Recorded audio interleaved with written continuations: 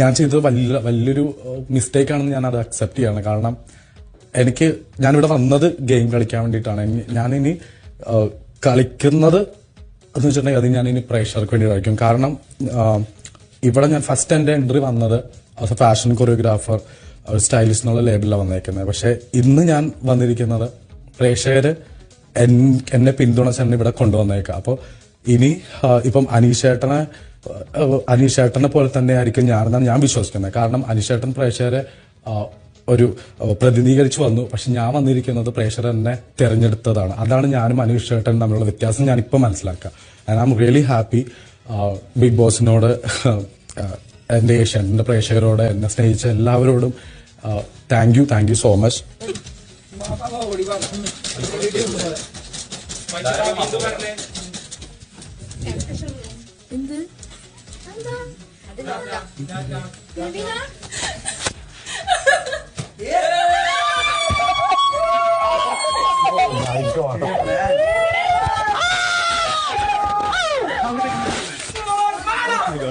I'm coming. Nya nya. Nya nya nya. I'm coming with the fire. Nya.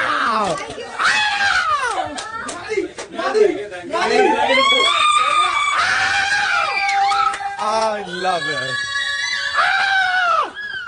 You clean safe? Shit! ഇവരെന്തിനാ വിട്ടത് boss?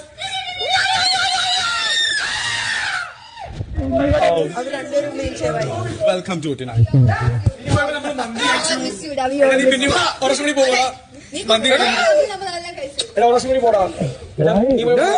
Food കിട്ടി കഴിക്കാൻ അങ്ങോട്ടേക്ക്